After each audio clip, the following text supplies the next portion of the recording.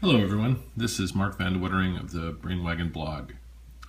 Yesterday I went to the Maker Faire and wandered around for about 7 hours or so and wore myself out really good.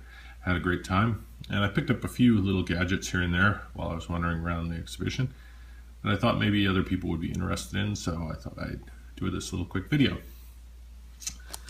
I've actually had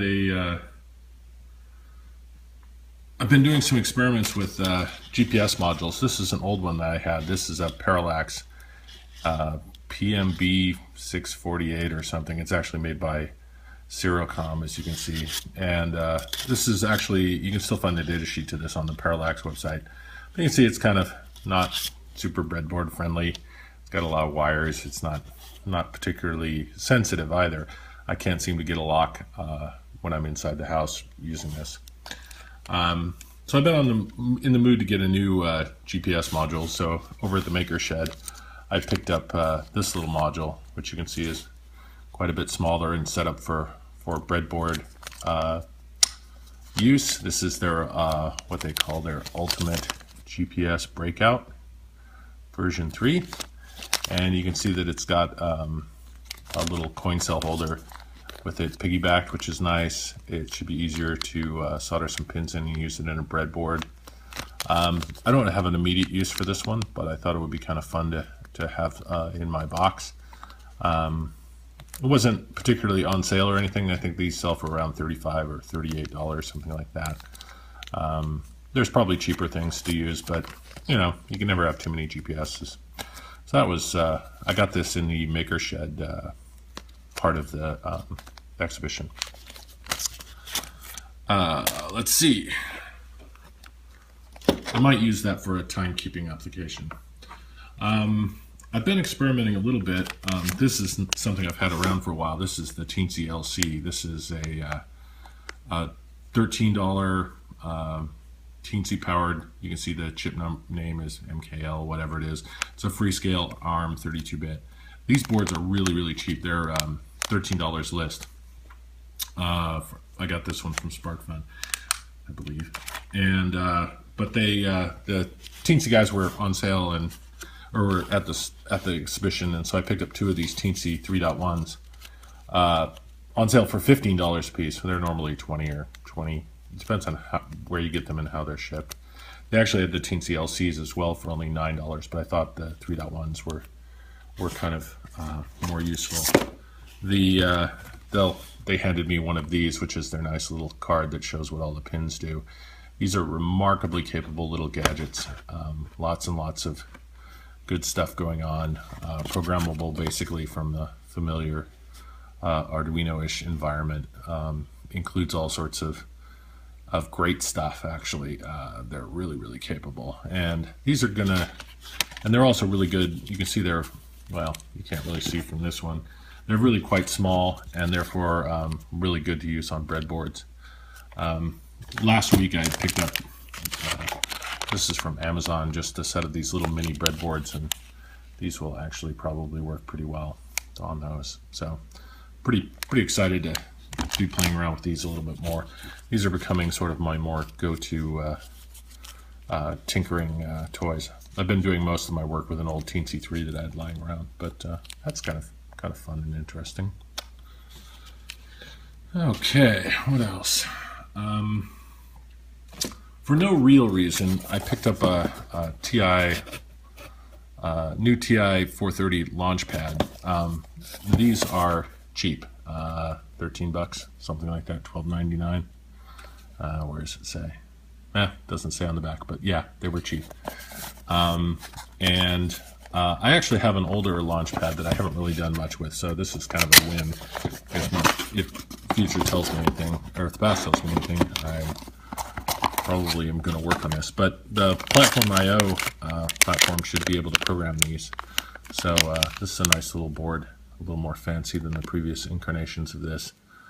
I'm kind of looking forward to maybe doing something with this. I don't have a project in mind for this either. This is mainly just for my own gratification, which is kind of interesting now. These have USB 25 megahertz clock, and 128 kilobytes of RAM of ROM storage, which is pretty nifty, pretty capable. And they're widely known as being super low power. So I don't know. Again, kind of nifty.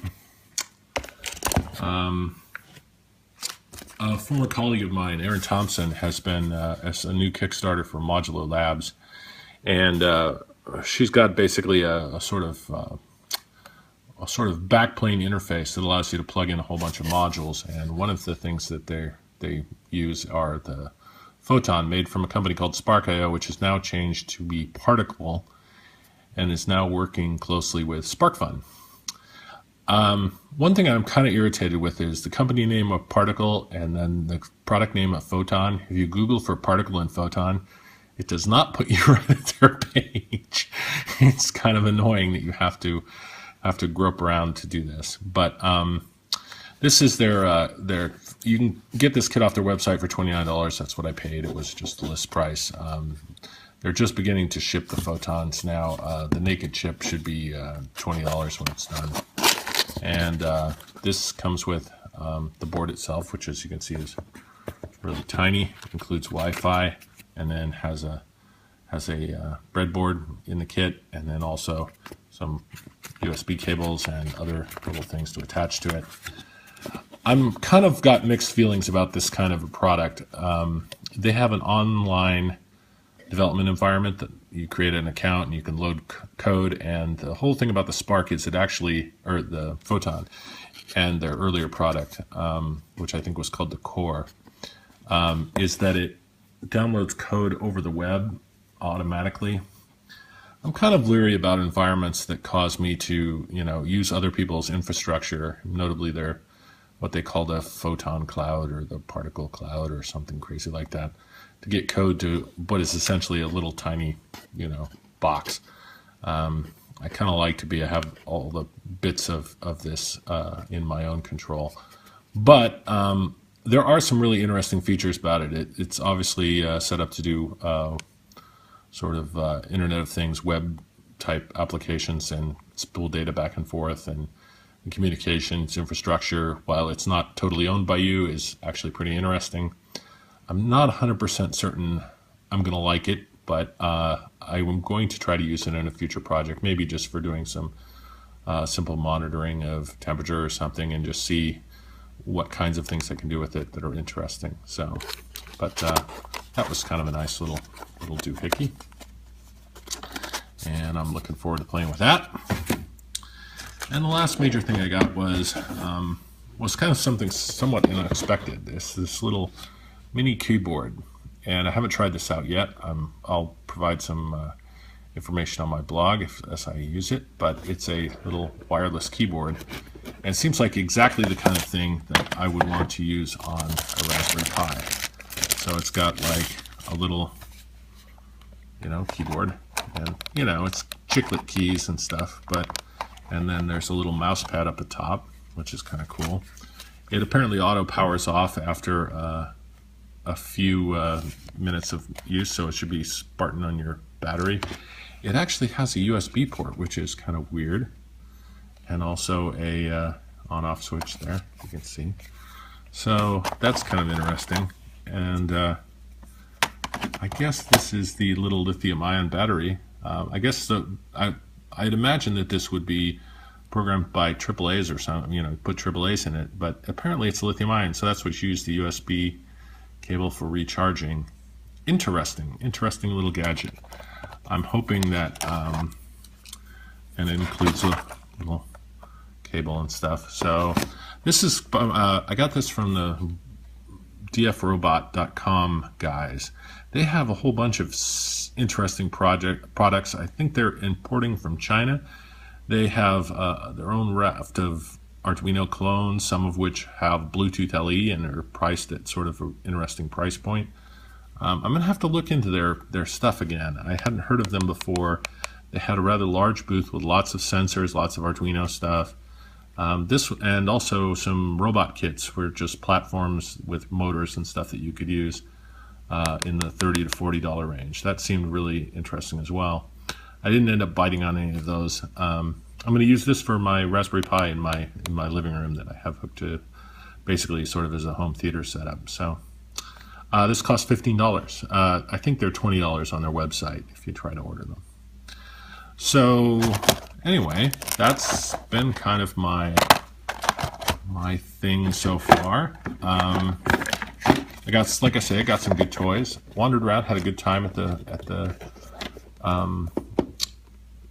Maker Faire. A lot of things sort of seemed familiar, things that I'd seen before. I didn't find any projects that really inspired me to do new projects, which is kind of good because I don't have a whole lot of them. There were a lot of 3D printers still, and a lot of drones, and a lot of, just things that are kind of fun, and of course all the art projects and vehicle projects that are so incredible. I did talk briefly with the guys at the who are running the Kickstarter for the $9 Linux box that you might have seen. I'm going to hopefully try and get in contact with those guys and maybe talk to our local maker group. So maybe I'll have some more information about that in the future. But until then, this has been Mark Van de Wetteren showing off some new toys at the Brainwagon blog. Hope you all enjoy it, and hope to see some of these in future projects. Have a good one.